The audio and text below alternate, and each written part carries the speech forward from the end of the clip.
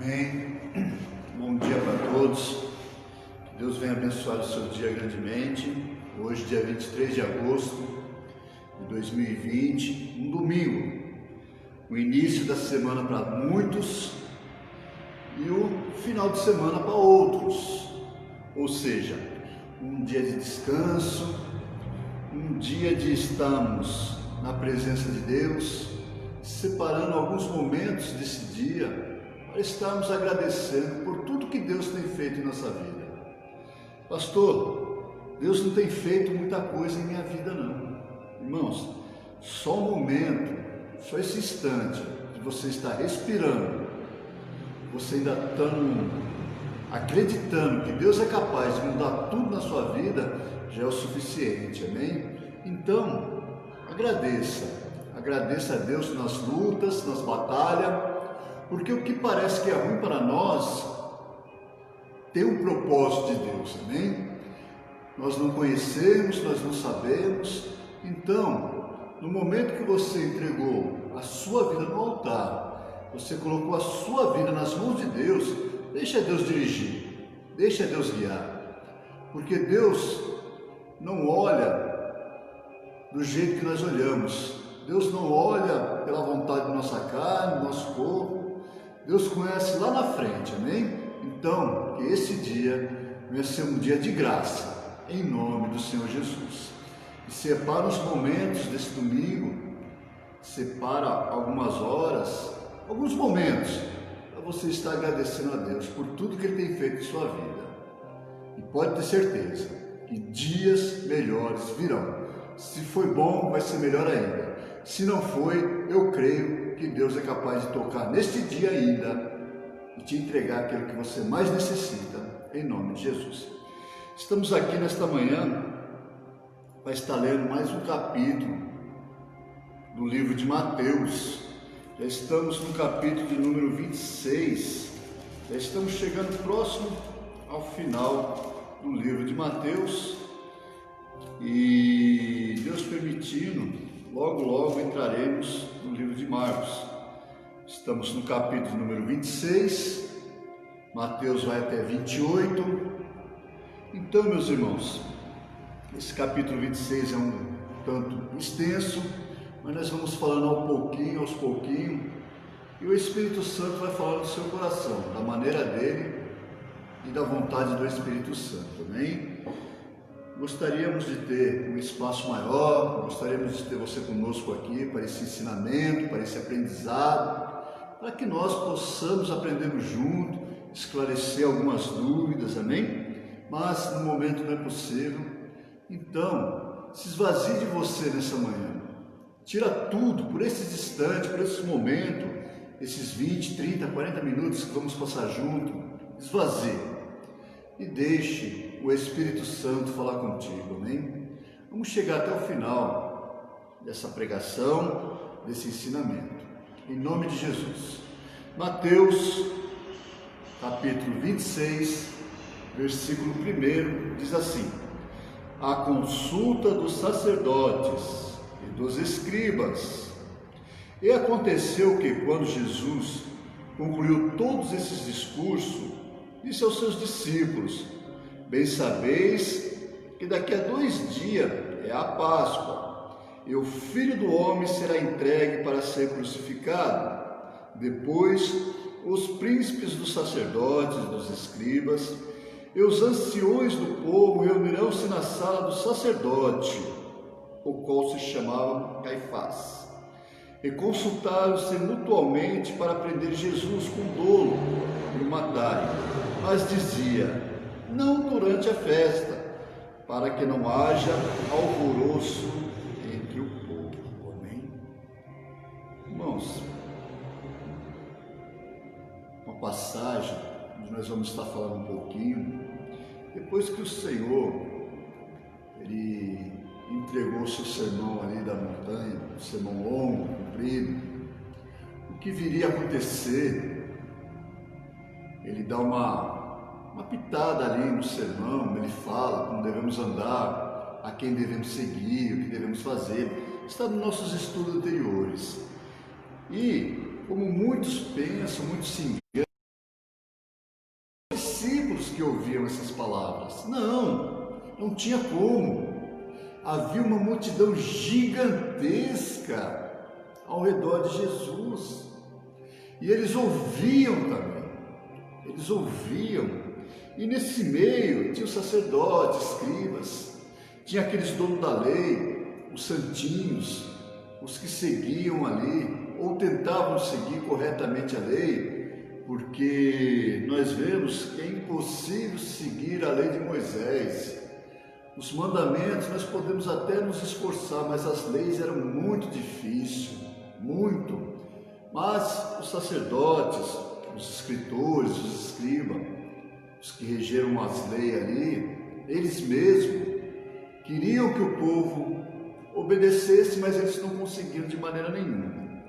E eles vendo que estava ameaçada a lei, como foi ameaçada, como foi extinguida praticamente a lei, ficaram somente os mandamentos para nós seguirmos,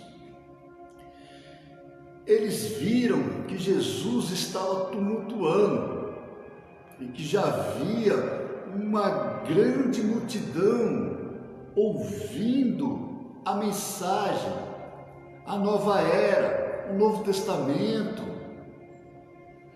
a salvação. E os escribas, os fariseus, eles conheciam também. Os sacerdotes, eles conheciam, porque já estava tudo escrito no Velho Testamento, mas eles estavam nos interpretando errado. Era errôneo a interpretação deles. Porque no momento que nós resolvemos interpretar com a nossa sabedoria, com o nosso entendimento, com as nossas forças, nós começamos a errar, e errar feio. Então, eles procuravam um modo para que o cristianismo, ou seja, o que significa cristianismo? Aquele que acredita na mensagem da cruz, na mensagem de Cristo. Eles estavam procurando acabar para que o cristianismo não viesse a avançar, como avançou até o dia de hoje. Nós vemos que eles fracassaram. E Satanás, ele também é um grande fracassado. Ele já está vencido, porque já está determinado por Deus que toda criatura ouvirá a palavra do Senhor, mas serão salvos somente aquele que crê e seguir a vontade de Deus. Então, se você crê nas Escrituras, se você crê no Evangelho, se você crê no Evangelho limpo, saudável, puro, certamente você não vai ter dificuldade de caminhar. Os empecilhos vão, porque dificilmente você vai conseguir caminhar sozinho. Sempre vai ter alguém colocando uma pedra para tirar proveito da sua vida e da minha. E ele se esquece que está perdendo a salvação, está ouvindo errado, está vagando errado, está com pensamentos errados, está com intenções erradas. Então, eles se reuniram ali, os escribas, os sacerdotes, para tirar a vida de Jesus. Só que havia uma grande multidão e a Páscoa estava para acontecer, pois um dia por ano eles se reuniam ali diante o templo, e todas as nações adjacentes, aquele povo que vivia em volta, até de longe, vinham para comemorar o dia da Páscoa, vinham para fazer a sua oferta para Deus, o seu sacrifício, e também vinham para pedir perdão. Nós vamos falar de perdão lá na frente, um pouquinho mais na frente, para que você venha entender. E aquele povo, eles vinham, e eles só eram perdoados através dos sacerdotes, porque os sacerdotes ofereciam oferta para Deus em expiação aos pecados deles. Só que já estava acontecendo uma injustiça muito grande ali.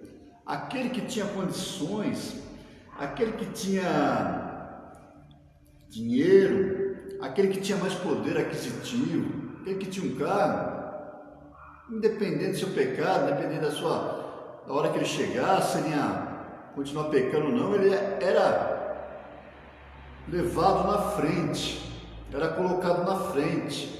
Então, nós poderemos dizer que desde aquela época já haviam pessoas no nosso meio tirando vantagem de tudo.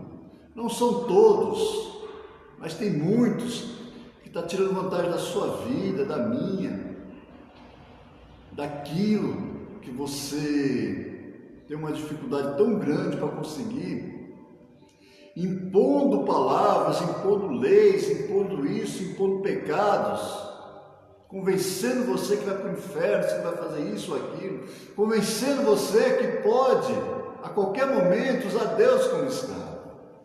Então eles estavam arrumando uma maneira, só que eles pararam um pouco, falaram assim, não, vamos deixar passar a Páscoa, vamos deixar passar esse dia santo, essa época santa, esse dia santo, e depois nós arrumamos um jeito. Mas eles estavam com medo que a multidão impedisse o acontecimento ali. Mas na verdade já estava tudo planejado, já estava tudo pronto, já estava tudo determinado por Deus. Irmão, se você acredita em Deus, se você entregou sua vida para Deus, não importa. É mais fácil você passar por provações, por luta, por desengano, por desespero, com Deus do seu lado, do que você insistir em batalhar com as suas próprias forças. Deixa Deus trabalhar. O seu futuro já está garantido, mesmo que não seja as benfeitorias aqui da terra. Mas a maior você vai ter, que é a sua salvação. Então, eles deixaram para que o povo não fizesse um escândalo maior ali. Vamos continuar lendo? Mateus 26, versículos 6 em diante, que diz assim: hoje, em Betânia, e estando Jesus em Betânia, em casa de Simão, o leproso, aproximou-se dele uma mulher com um vaso de alabastro, com um unguento de grande valor, e derramou-lhe sobre a cabeça, quando ele estava sentado à mesa. E os seus discípulos, vendo isso, indignaram-se, dizendo: por que este desperdício? Pois este unguento podia vender-se por grande preço e dar-se o dinheiro aos pobres. Jesus, porém, conhecendo isso, disse-lhes: por que afliges, mulher? Pois praticou uma boa ação para comigo. Porquanto sempre tenho convosco os pobres, mas a mim não me haveis de ter sempre. Ora, derramando ela este unguento sobre o meu corpo, fê-lo preparando-me para o meu sepultamento. Em verdade vos digo que onde quer que esse evangelho for pregado, em todo o mundo, também terá ser referido o que ela fez para a memória sua. Amém?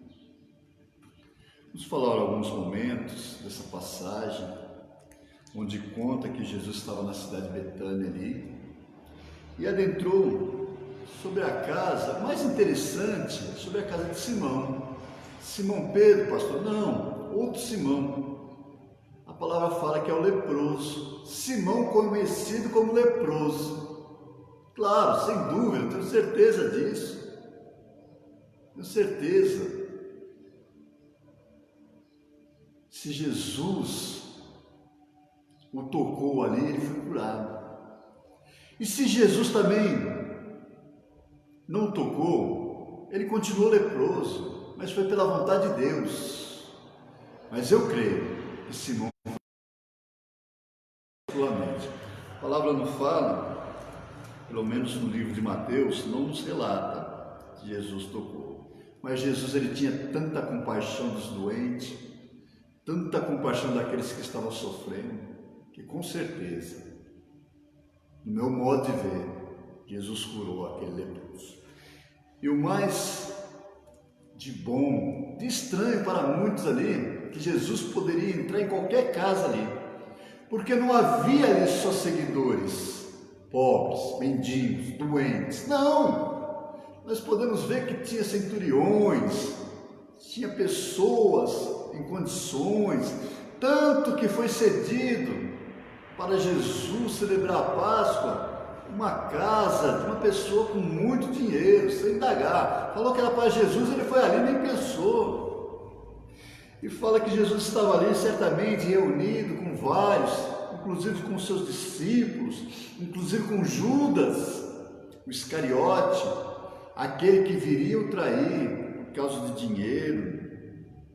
E Judas, por mais difícil que seja a nossa aceitação, Judas é que tomava conta das finanças ali, das doações, pois os seus discípulos, junto com Jesus e aquele povo que o seguiam, eles viviam de doações dos outros que estavam, dos outros que tinham condições. Eles viviam, eles teriam que comer, eles tinham que beber, eles tinham que dormir, eles tinham que se vestir.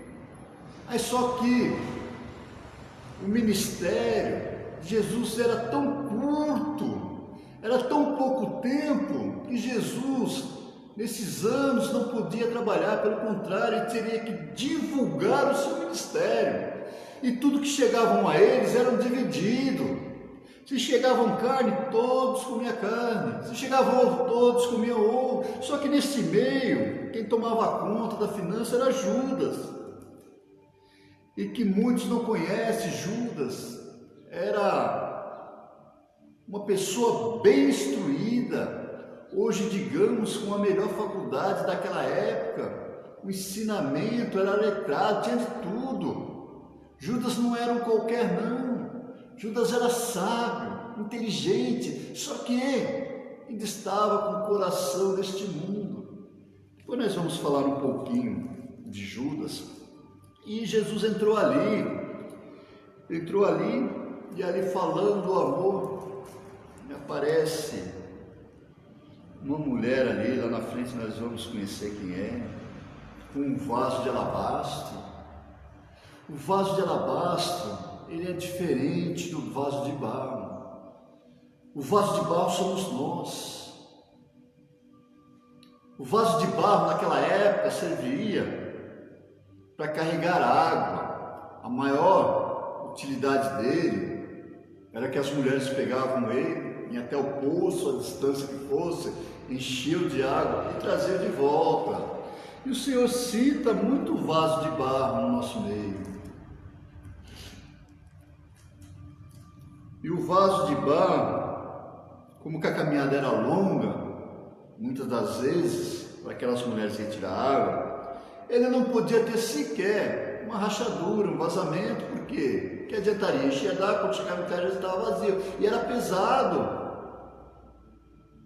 Então, o Senhor nos orienta, como vaso de barro, que nós não devemos sequer ter uma rachadura, uma mágoa, um rancor, um ódio, uma visão diferente, um julgamento. Por quê? Vai chegar uma hora igual o vaso de barro, que a água vai se secar. O Espírito Santo, na Bíblia, ele significa água, a purificação. O Espírito Santo, de tanto nós pecarmos, ele vai se extinguir. Agora, o vaso de alabastro não. O vaso de alabastro é aquilo que nós temos de mais difícil, aquilo que nós usamos nossos corpos, nosso serviço, tudo para conseguir. E é guardado ali. O vaso de alabastro é um vaso bonito, digamos que seria um vaso de louça hoje em dia, onde é guardado as belas flores, onde é guardado algo bonito. Naquela época, os reis, as mansões ali, era colocado aqueles vasos de louça, aquele bem brilhoso, bem na frente assim, com aquelas flores, com aqueles arranjos. E tinha o vaso de alabastro, que era pequeno, um frasco, onde era guardado os perfumes, as mirras, as coisas caríssimas. E aquela mulher, ela sentiu que aquilo ali estava lhe atrapalhando. E ela viu, ela recebeu algo maior do que aquilo ali. porque aquela riqueza que ela estava guardando, não sei para quê, para sua velhice, para ter uma vida melhor. Não, ela pegou ali aquele perfume que ela tinha e despejou sobre a cabeça de Jesus, mostrando assim que Jesus estava acima de tudo na vida dela, de tudo, de tudo. E os seus discípulos ali não conseguiram enxergar por esse lado. Seus discípulos ali não conseguiram ter essa visão, pois ainda estavam com o seu coração, com a sua alma, com os seus desejos neste mundo ainda. Jesus ficou bravo, ficou bravo. Tanto que ele citou no Evangelho: aonde estiver o seu coração, ali estará a sua salvação ou a sua perdição. Irmãos, Deus quis mostrar ali, Jesus quis mostrar ali que o coração daquela mulher estava em Jesus Cristo. Não estava em riqueza nenhuma, em beleza nenhuma, em nada, somente em Jesus Cristo. Amém? Vamos continuar? Mateus 26, versículo 17. Desculpa, versículo 14, diz assim: o preço da traição. Então um dos 12, chamado Judas Iscariotes, foi ter com os príncipes dos sacerdotes e disse: que me quereis dar e eu vou-lhe entregarei? E eles pesaram 30 moedas de prata, e desde então buscava oportunidade a entregar. Como é difícil falar de Judas nesse evangelho. Puxa, Judas, ele foi aqui, segundo Mateus, induzido por Satanás através daquilo que ele tinha em seu coração, atrair aquilo ou aquele que não merecia. Pastor, mas alguém teria que trair. Alguém teria. Não precisaria ser Judas exatamente. Judas teve a oportunidade de não trair, mas ele foi através do espírito de Satanás. Ele foi se oferecer. Ele não foi mandado, pois ele foi avisado várias vezes, mas ele não deu ouvido. Poderia ser qualquer um, é a mesma coisa hoje. Deus nos pede para não tirar a vida do nosso próximo, independente que seja. Evidentemente que nós temos profissão. Ah, pastor, mas eu sou policial, eu estou na linha de frente, eu estou ali. Por que quer? Por que quer? Tem profissões que não servem para aquele que querem servir a Jesus Cristo. É muito duro, pastor. Tem profissões que não servem. Cito uma delas, que é lícita. Evidentemente que um dia você vier me chamar: ah, pastor, abri um negócio, quero que você unja ali meu negócio. E eu chego ali, você está com uma boate, vendendo bebida, liberando droga, liberando prostituição. Não serve para frente, muito menos para me orar. Você me chama ali para abençoar aquele dinheiro ilícito que chegou até seus bolsos. Para mim também não serve. Foi tirado de um pai de família, de uma mãe de família. Então, meus irmãos, poderia ser qualquer um para atrair Jesus, de uma multidão, mas não poderia ser um seguidor. Se você quer seguir Jesus verdadeiramente, muita coisa você vai ter que deixar, muita coisa. Diferentemente é você proteger a sua vida ou a vida dos seus entes queridos de um ato repentino, mas isso vai ficar para outra história. Então Judas foi ali se oferecer a troco daquilo que Satanás sabia que poderia ter Judas em suas mãos. Então a palavra nos ensina dessa maneira. Jesus vai nos falar, vai nos ensinar que certamente, se o pastor cair, se entregar à droga, bebida, prostituição, algo parecido, certamente o rebanho todinho irá junto. Então tome cuidado. O rebanho se dispersa quando o pastor se dispersa também. Então, meus irmãos, veja bem quem você está seguindo, em quem você está confiando, em quem você está depositando a sua fé. Amém? Vamos continuar lendo? Ou nós vamos falar mais tarde lá da traição. Mateus 26, versículo 17 em diante. A última Páscoa e a Santa Ceia. E no primeiro dia de festa dos pães asmos, chegaram os discípulos junto de Jesus, dizendo: Onde queres que preparamos a comida da Páscoa? E ele disse: Ide à cidade, e um certo homem diz: O mestre diz: O meu tempo está próximo, em tua casa celebrarei a Páscoa com os meus discípulos. E os discípulos fizeram como Jesus lhe ordenara, e prepararam a Páscoa. E chegando a tarde, assentou-se à mesa com os 12. Enquanto eles comiam, disse: Em verdade vos digo que um de vós há de me trair. E eles, entristecendo-se muito, começaram um por um a dizer: Porventura sou eu, Senhor? E ele respondeu e disse: O que mete comigo a mão no prato, esse me há de trair. Em verdade, o Filho do Homem vai, como acerca dele está escrito. Mas ai daquele homem por quem o Filho do Homem é traído, ou seria para esse homem que não houvera nascido? E respondendo Judas, o que traía, disse: Porventura sou eu, Rabi? Ele disse: Tu dissestes. Enquanto comia, Jesus tomou o pão e, abençoando, partiu. E deu aos seus discípulos e disse: Tomai, comei, isto é o meu corpo.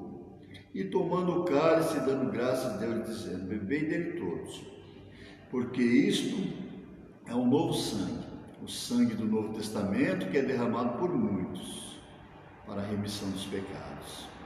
E digo-vos desde agora, que não beberei deste fruto da vide, até aquele dia em que beba de nós convosco no reino do Pai. E tendo ele cantado o hino, saíram para o Monte das Oliveiras. Amém? Então, o Senhor nos ensina a sempre estarmos lembrando deste dia, da Santa Ceia. Para ele a Páscoa, para nós a Santa Ceia, pois nós comemoramos uma vez por mês. Tem ministérios que comemoram uma vez por semana, tem outro uma vez por ano, outro em 15 dias, não importa. O que importa é que nós nunca nos esquecemos dessas palavras que foram ditas pelo Senhor. Que era necessário que o sangue de um justo, fosse derramado para que muitas vidas seriam salvas. Então é necessário que muitas das vezes nós temos que deixar de sonhar os nossos sonhos para que muitas vidas venham ter um encontro com Deus. E Ele nos orienta mais ainda, aquele que é conhecedor, aquele que sabe, Ele nos orienta de uma tal maneira como orientou Judas ali novamente. Judas não foi obrigado, porque se ele fosse obrigado, ele teria salvação. Ele não foi obrigado, ele teve vontade própria, ele teve o seu livre-arbítrio, mas mesmo assim ele foi. E Jesus ainda orientou: ai daquele em que o Filho do Homem foi traído, ai daquele que traía Jesus, ai daquele. Irmãos, você é conhecedor, você sabe que o preço da morte é a vida eterna no inferno, e o preço da vida é a vida eterna junto com Deus. Então é um preço muito alto daquele que conhece as vontades de Deus, os desejos de Deus, o caminhar de Deus. É um preço muito alto para quem o trair. E de que maneira eu consigo trair Jesus? Primeiro, pela sua língua, pela sua boca. Segundo, pelas suas atitudes. pelos seus pensamentos, pelas suas segundas intenções. Então, tome cuidado, a partir de hoje, com o que você faz, com o que você pensa, com o que você fala. Isso será tudo julgado. Às vezes, você está atacando, julgando, apontando aquele que Deus quer usar para o sacrifício. Tome cuidado. Amém? Vamos continuar lendo? Em nome de Jesus. Mateus 26, versículo 31 em diante, que diz assim: Pedro é avisado. Então Jesus lhe disse: Todo vós esta noite vos escandalizareis em mim, porque está escrito: ferirei o pastor e as ovelhas do rebanho se dispersarão. Mas, depois de eu ressuscitar, irei adiante de vós para a Galiléia. Mas Pedro respondendo disse: ainda que todos se escandalizem em ti, eu nunca me escandalizarei. Disse-lhe Jesus: em verdade te digo que nesta mesma noite, antes que o galo cante 3 vezes, me negará. Disse-lhe Pedro: ainda que me seja necessário morrer contigo, não te negarei. E todos os discípulos disseram o mesmo. Vamos continuar lendo? Adorar? Então nós vamos englobar tudo aqui e vamos falar um pouquinho de tudo. Continuando, Mateus 26, versículo 36 em diante. Jesus no Getsêmani. Então chegou Jesus com eles a um lugar chamado Getsêmani e disse a seus discípulos: assentai-vos aqui enquanto vou além orar. E levando consigo Pedro e os 2 filhos de Zebedeu, começou a entristecer-se e angustiar-se muito. Então lhes disse: a minha alma está cheia de tristeza até a morte. Ficai aqui e vigiai comigo. E indo um pouco adiante, prostrou-se sobre o rosto, orando e dizendo: meu Pai, se é possível, passa de mim esse cálice. Todavia, não seja como eu quero, mas como tu queres. E voltando para os seus discípulos, achou adormecido. E disse a Pedro: então, nem uma hora pudesse vigiar comigo? Vigiai e orai, para que não entreis em tentação. Na verdade, o espírito está pronto, mas a carne é fraca. E indo a segunda vez, orou dizendo: meu Pai, se este cálice não puder passar de mim, sem eu beber, faça-se a tua vontade. E voltando, achou-se outra vez adormecidos, porque os seus olhos estavam carregados. E deixando-os de novo, foi orar pela 3ª vez, dizendo as mesmas palavras. Então, chegou junto dos seus discípulos e disse: dormi agora e repousai. Eis que é chegada a hora em que o Filho do Homem será entregue nas mãos dos pecadores. Levantai-vos e partamos, eis que é chegado o que me trai. Continua, Mateus 26, 47. Estando ele ainda a falar, eis que chegou Judas, um dos 12, e com ele uma grande multidão com espada e porretes, vinda da parte dos príncipes dos sacerdotes, dos anciões do povo. E o traidor tinha-lhes dado um sinal, dizendo: o que eu beijar é esse, prendei-o. E logo aproximando-se de Jesus, disse: eu te saúdo, Rabi. E beijou Jesus. Jesus, porém, lhe disse: amigo, a que viestes? Então, aproximando-se eles, lançaram mão de Jesus e o prenderam. Eis que um dos que estavam com Jesus, estendendo a mão, puxou a espada e, ferindo o servo do sumo sacerdote, cortou-lhe uma orelha. Então Jesus lhe disse: mete no seu lugar a tua espada, porque todos que lançarem mão da espada, a espada morrerão.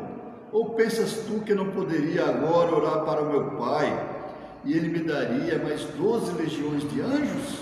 Como, pois, se cumpriram as Escrituras, que dizem assim convém que aconteça? Então disse Jesus à multidão: saístes como para um salteador, com espadas e porretes para me prender?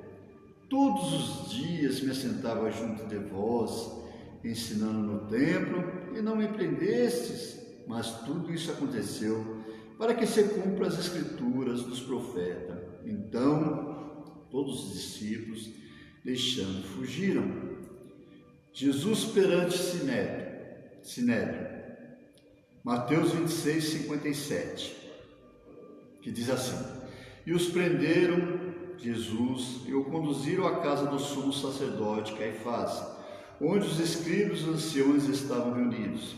E Pedro os seguiu de longe até o pátio do sumo sacerdote, e entrando, assentou-se entre os criados para ver o fim.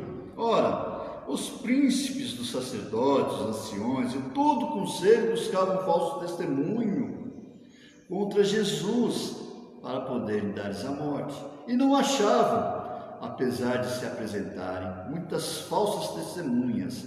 Mas por fim chegaram duas e disseram: ele disse: eu posso derribar o templo de Deus e reedificá-lo em 3 dias. E levantando-se o sumo sacerdote, disse-lhe: não respondes coisa alguma ao que esse se depõe contra ti? E Jesus, porém, guardava silêncio. E insistindo, o sumo sacerdote disse: conjuro pelo Deus vivo que nos diga se tu és o Cristo, Filho de Deus. Disse-lhe Jesus: tu dissestes.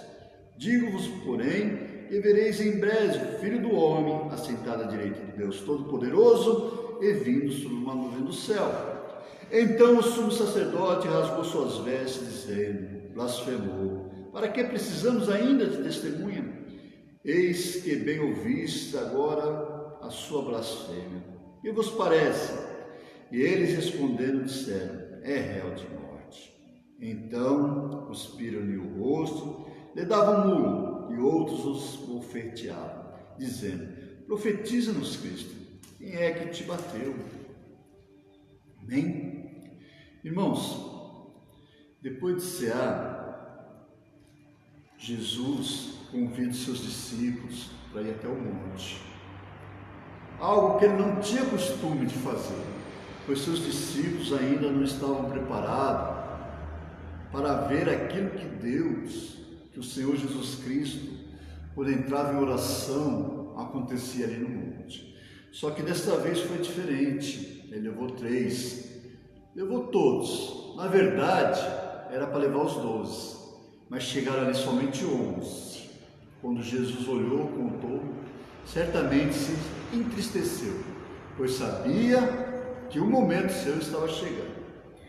Naquele momento que Jesus estava orando, o Espírito de Deus já teria que se afastar do Senhor Jesus, pois não adiantaria nada ele estar em espírito,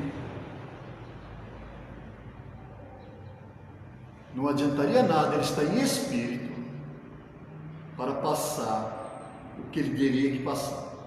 Ele teria que estar em carne, sentindo ali, sem qualquer interferência da mão de Deus. E ao mesmo tempo, sem qualquer interferência da mão de Satanás. Irmãos, quando você faz um propósito com Deus, quando você aceita Jesus, quando você resolve seguir a Jesus, Satanás, ele se afasta. O espírito que está lutando com Satanás se afasta. Então você tem o seu livre arbítrio de escolher, ou seguir a Jesus ou não. Você escolhe a Jesus. Então, o Espírito Santo do Senhor vem para te dar força e continuar a batalha. O espírito de Satanás vem para tirar sua força, para você não conseguir ganhar a batalha. Então, por isso que a Bíblia nos ensina a buscar cada vez mais e mais, orar, vigiar, para que possamos nos fortalecer o Espírito Santo e derrubar a carne, para que possamos lá na frente vencer essa batalha. Deixar o Espírito sempre agir na nossa frente, não a carne. Muito bem. Então, Jesus estava ali somente carne, igual a mim, igual a você. E ali a palavra nos fala que ele passou por uma tristeza, uma dor tão grande, sabendo que ia ter que passar por algo terrível. Tanto que ele fala: Senhor, se for possível, afasta de mim esse cálice. Ele fala por 2 vezes.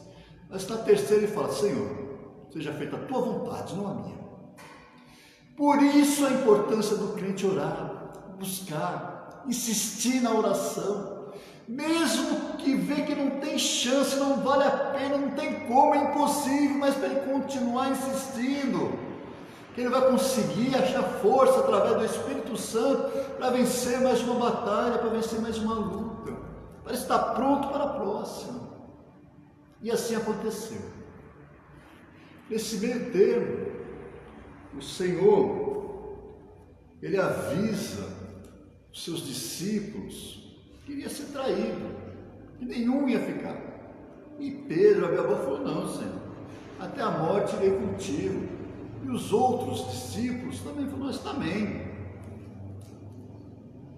Só que nós vemos lá na frente que Jesus fala para Pedro: Pedro, antes que o galo cante por 3 vezes, me negarás.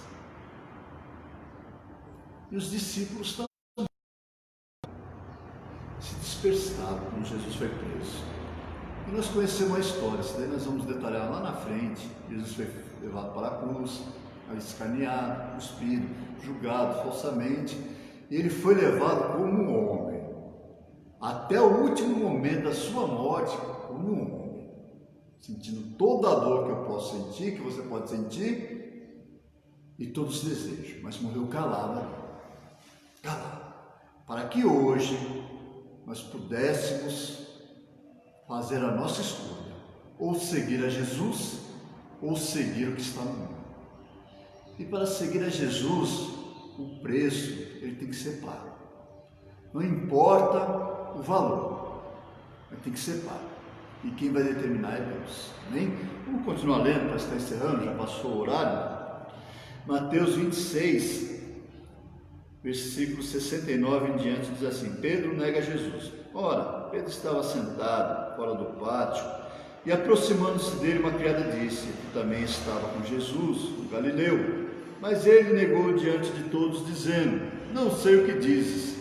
E saindo para o vestíbulo, outra criada ouviu e disse aos que ali estavam: esse também estava com Jesus o Nazareno. E ele negou outra vez, com juramento: não conheço tal homem. E logo depois, se aproximando-se que estavam ali, disseram a Pedro: verdadeiramente, pois a tua fala te denuncia. Então começou ele a praguejar e a jurar, dizendo: não conheço esse homem. E imediatamente o galo cantou. E lembrou-se Pedro das palavras de Jesus que lhe dissera: antes que o galo cante 3 vezes me negarás. E saindo dali, chorou amargamente. Amém? Irmãos, essa é uma das passagens que eu mais gosto de pregar. Só que nesta manhã eu não vou estar falando muito. Vai ficar lá na frente. A próxima, lá para Marcos, daí por adiante. Eu só quero dizer: não pense que ao ser aceito você vai para o céu.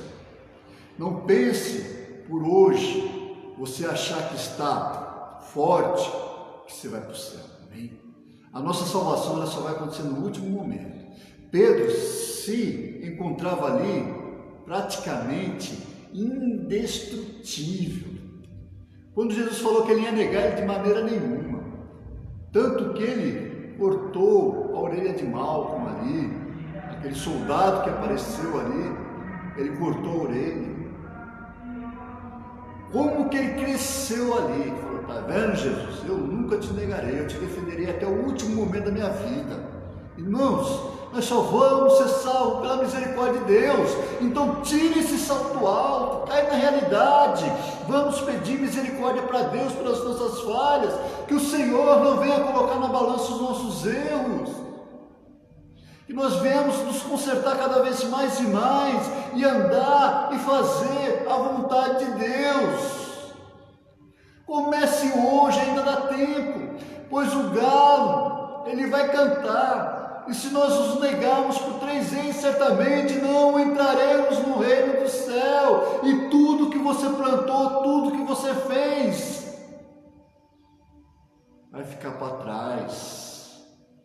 Pensa bem. É melhor perdermos tudo que nós temos e entrarmos no reino do céu. Tudo. Amém? Fique com essa mensagem nessa manhã, em nome de Jesus. Abre seus joelhos, você que pode, dobre seus joelhos nesse momento, eleve seus pensamentos até Deus, curva a sua cabeça, faça essa oração junto comigo, feche os olhos, em nome de Jesus. Soberano e eterno Deus, eu te entrego nesta manhã cada vida em suas mãos, Pai. Que o Espírito Santo venha abrir as nossas mentes, que o Espírito Santo, Pai, venha através do Espírito nos conduzir à verdadeira salvação, Pai. Eu te entrego neste momento cada vida em suas mãos, em nome de Jesus, amém?